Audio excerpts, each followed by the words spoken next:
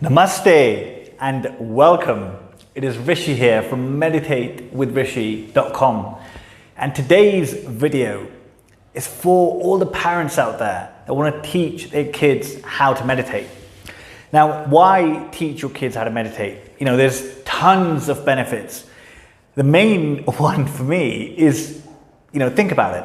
A child who meditates from a very young age, there is no doubt that they are going to grow up to become a spiritual powerhouse, know the meaning of life, the purpose of life, know how to conduct themselves and really be a force of greatness in this world. But apart from that, there are more immediate benefits to you as parents right now.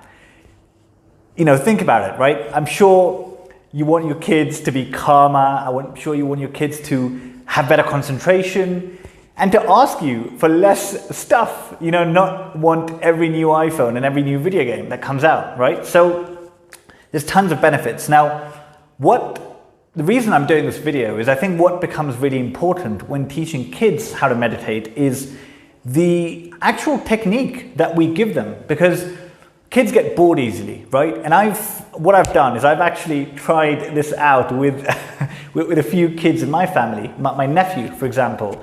And essentially I would give him a technique, and then I would, sit next to him and meditate, but really I'd be watching him. And what I found, right? And look, there's no hard and fast rule here. I'm giving you, something that you can use, definitely make it your own. But this is what I found, make it your own still, okay? So what I found is that when we give a child a mantra, okay, let's say, for example, Om Namah Shivaya, or whatever it is, really common object for meditation. If they don't connect to that mantra, they don't know what it means, for example, then they're going to get bored and they'll just be trying to either finish quickly or not really be in the meditation, and they're not getting the benefits that they're supposed to, right? Another common object is the breath, right? So the breath, again, is a great object for meditation, but for kids, it's very subtle. And it's just plain, it's easy to get bored again, right? So we want to give them something that will essentially capture their attention, that will keep them captivated in that meditation. So what I tried was giving my nephew a statement, essentially. And the statement was a statement of gratitude, right? So thank you, God, for everything that you've given me. As a statement, using it like a mantra and saying it repeatedly, doing the japa of that statement, essentially, right? And that, I was taken aback. It worked so well, and it continued to work, day after day. He was engrossed in the meditation. He loved doing it, and I think the reason behind it was when a statement like that, thank you, God, for everything that you've given me. Naturally, it makes you think about the things that you have. So he's probably thinking about the things that he has, and it helps when, as parents, you're reinforcing that in the day-to-day life. You already have so much. You have food on your plate every single day. You have your parents' love. You go to a great school. You have amazing friends. You have all this care compared to what most of the world has, And when they're thinking about these positive things, it's nice. It's easy to actually stay focused when you're thinking about positive things, right? And that's the point. We want essentially to give them an object of concentration that they can rest their mind upon and stay there for a prolonged period, okay? So the first thing I wanted to discuss was the actual technique. The statement, thank you, God, for everything that you've given me, is a fantastic one. You can use other ones, make them your own, essentially. And the second thing I want to speak about is the actual technique. So what are we doing? How are they actually doing the meditation, right? So the first thing I would say is get them a mala, okay? I'm sure you've seen one of these before. If you haven't, it's a meditation mala, also called a japa mala, which you can get on Amazon regardless of what country you're in. And it's a set of beads, right? It's a set of usually 108 beads for meditation, for concentration, essentially.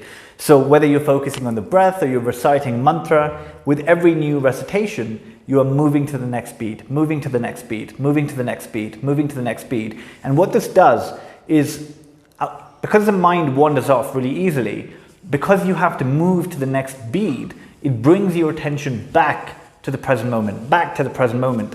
So it's really, really effective as a tool for concentration, especially for kids who, are not used to doing this type of meditation, and the mind's going all over the place, right?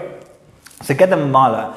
Now, the way that they would practice the meditation, this is a very simple example, okay? So there's 108 beads on here, okay? Hypothetically speaking, the way you want to do it is take a deep breath in, and on the out breath, mentally say, thank you, God, for everything you've given me.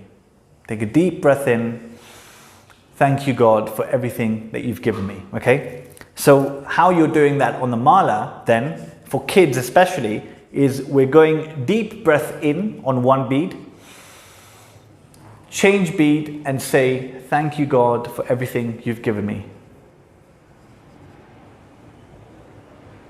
Deep breath in, next bead, then switch to the bead again, thank you, God, for everything you've given me. Deep breath in again, next bead, change the bead again. Thank you, God, for everything that you've given me. So you're alternating essentially one bead for the in-breath, one bead for the out-breath and the statement. One bead for the in-breath, one bead for the out-breath and the statement. The reason we're doing this is we're shortening the time. So this will take roughly 10 to 15 minutes depending on how deep they're breathing, how slow or quick they're breathing essentially. But yeah, you see 10 to 15 minutes is a great place to start, right? Then they can always increase from there.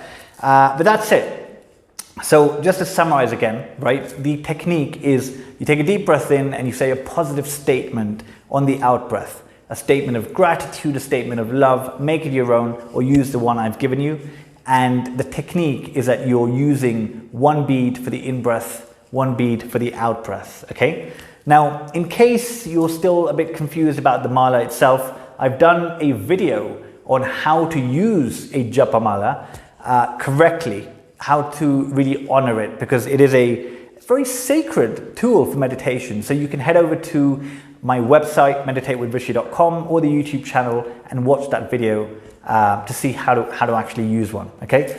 But that is it. That is the technique. And what is the outcome of this? The outcome of this essentially is the kids are going to be much calmer. They're going to have much better concentration. But most importantly, they're going to be really grateful for what they have. Imagine sitting down for 10, 15 minutes or sitting down for, all the repetitions on the mala and just saying again and again, thank you, God, for everything you've given me.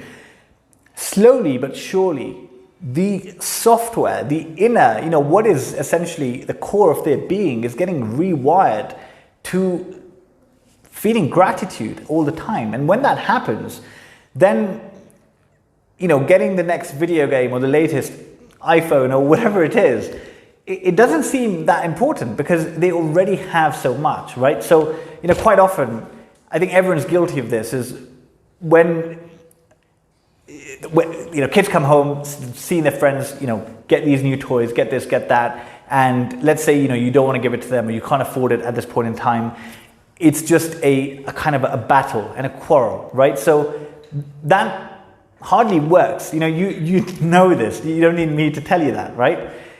But changing the inner being, just changing how they're wired makes all the difference, Then they naturally will not want these things. They'll just be grateful, essentially. I'm not saying that they're not going to want anything, right? But I'm saying that there's going to be a balance, right? The balance is what we're looking for. We don't want to go too extreme on either side. The balance is what we're looking for, essentially. So that is it. I hope that was helpful. Definitely try it out and, make it your own. Comment below and tell me if you've tried something else that works so that other people can benefit from that as well. But that is it. Thank you for listening. Appreciate it. Namaste.